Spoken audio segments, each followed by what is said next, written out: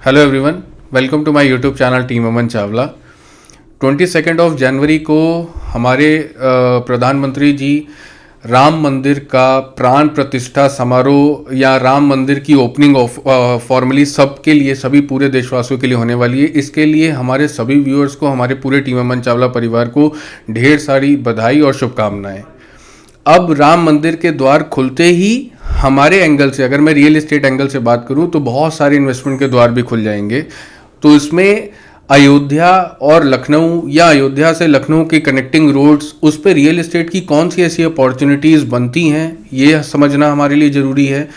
Real estate का में investment करने का या खुद self use and use purpose से लेने का, क्या ये हमारा बेस्ट टाइम है या अभी हमको और रुकना चाहिए? कौन सी ऐसी गवर्नमेंट की पॉलिसीज है जिनको हमको बहुत ध्यान में दिमाग में रखना चाहिए? बिकॉज अभी बहुत सारी चीज़ें गवर्नमेंट पॉलिसीज क्लियर नहीं है। अभी बहुत सारे लैंड एक्विजिशंस वहाँ पे गवर्नमेंट के भी होंगे आने वाले टाइम में।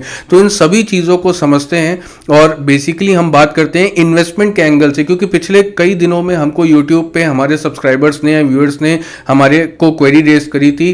कुछ पर्टिकुलर एक दो ब्रांड जो इस समय काफ़ी एक्टिव हैं अयोध्या में, उनमें क्या हमको इन्वेस्टमेंट करना चाहिए। तो हमको लगा ये सही टाइम है अपने सभी व्यूअर्स को या ऑडियंस को ये बताने का कि अयोध्या में कौन सी फैक्टर्स को दिमाग में रखना है या कौन से प्रोजेक्ट्स को दिमाग में रखना है इन्वेस्टमेंट के लिए, और कौन से ऐसे ऑप्शन हैं जिनको अभी आप फिलहाल थोड़ा होल्ड पर डाल सकते हैं। अयोध्या में क्योंकि राम मंदिर, जैसा कि बहुत सारे टूरिज्म, बहुत सारे लोग राम लला के दर्शन के लिए वहाँ पे आएंगे, तो एयरपोर्ट एक बहुत बड़ा मेजर इंफ्रास्ट्रक्चर डेवलपमेंट है। एयर कनेक्टिविटी अयोध्या की बहुत स्ट्रांग होगी और उसके आसपास के लोकेशंस की।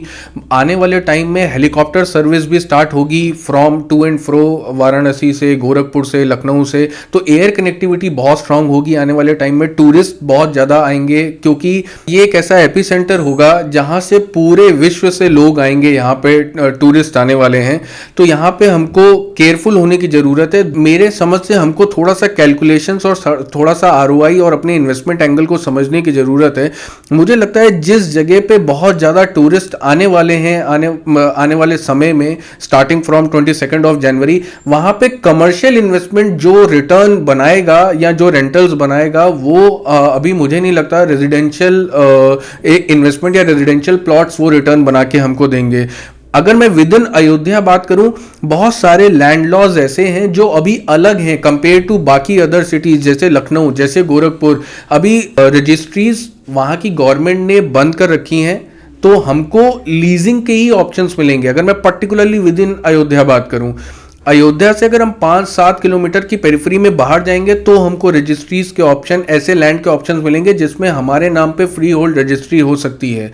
तो अगर आपका बजट बहुत ज़्यादा नहीं है, क्लोज टू 1 CR 80 lakhs के आसपास का जिन लोगों का भी बजट है, उनको होटल सूट्स वाले जितने भी प्रोजेक्ट्स वहाँ पे आ रहे हैं, एक अच्छे रेपुटेड ब्रांड के साथ जाने की ज़रूरत है और ऐसे प्रोजेक्ट्स में इन्वेस्टमेंट करें जिसमें आपको रेंटल्स अच्छा मिले। तो होटल सूट्स में एक ऑप्शन ये होता है कि अगर मुझे साल भर में 12 या 14 दिन खुद यूज़ करना है तो मैं खुद भी यूज़ कर सकता हूँ, और बाकी के टाइम जो 365 डेज में बाकी के 14 डेज हटा के या 15 डेज हटा के जो टाइम बचेगा, उसमें मुझे एक स्ट्रॉन्ग रेंटल ऑप्शन मिलेगा आने वाले टाइम में। तो मेरे हिसाब से होटल सूट्स आपके रडार पे रहने चाहिए। सेकंड, कमर्शियल शॉप्स इसलिए कि वहां पे टूरिज्म को दिमाग में ध्यान में रखते हुए मुझे लगता है F&B, food and beverages, restaurants, बहुत फूड चेन्स एक्टिव होने वाली हैं, क्योंकि इतना टूरिस्ट आएगा, सबको अल्टीमेटली खाना एक बहुत बेसिक चीज़ है। तो अगर हम शॉप्स में इन्वेस्टमेंट करते हैं और उन शॉप्स को आगे डोमिनोज, पिज्जा हट और बहुत सारे मल्टीपल फूड चेन्स हैं जिन पे हम आगे रेंटल के लिए उन पे बात कर सकते हैं, तो हमको एक स्ट्रॉन्ग रेंटल्स के ऑप्शन मिलेंगे आने वाले कई सालों तक। तो ये मेरे हिसाब से शॉप्स का एक ऑप्शन मैंने आपको दिया और एक ऑप्शन मैंने आपको दिया होटल सूट्स का। अब हमको क्या नहीं लेना है, अभी हमको जल्दबाजी में अयोध्या के अंदर कोई भी प्लॉट्स में इन्वेस्टमेंट नहीं करना चाहिए। थोड़ा सा मार्केट को सेटल होने दीजिए, रेट्स को सेटल होने दीजिए, गवर्नमेंट की पॉलिसीज को क्लियर होने दीजिए, कौन सी जगहों पे गवर्नमेंट एक्विजिशन करेगी, कौन सी जगहों पे गवर्नमेंट एक्विजिशन नहीं होगा। ये सारे चीज़ों को हमको ध्यान में रखना पड़ेगा अभी से, क्योंकि अभी क्या है कि एक चीज़ वहाँ पे रेट सेटल नहीं है, छोटा सा प्लॉट जो लगभग 1000 स्क्वायर फुट या 1100 स्क्वायर फुट का है, वहां पे लोग 1 करोड़ से 1.5 करोड़ तक के रेट्स का डिमांड कर रहे हैं। अभी उसका लैंड यूज क्लियर नहीं है, क्या वो गेस्ट हाउस में हम उसको यूज कर पाएंगे? कल को कोई गवर्नमेंट की ऐसी पॉलिसी तो नहीं आ जाएगी जिससे गेस्ट हाउस या होटल्स जिन्होंने रेजिडेंशियल लैंड यूज पे बना लिए उसमें कल को कुछ ऑब्जेक्शन हो जाए? तो अभी थोड़ा सा चीजों को क्लैरिटी हो जाने दीजिए, उसके बाद अयोध्या में परचेज करिए। अगर जो लोग बड़े लैंड पार्सल्स, बड़ा इन्वेस्टमेंट करना चाहते हैं अयोध्या के आसपास, तो उनको अयोध्या से 5-7 किलोमीटर की विसिनिटी से हट के अपना इन्वेस्टमेंट प्लान करना चाहिए, बड़े लैंड पार्सल्स परचेज करने चाहिए।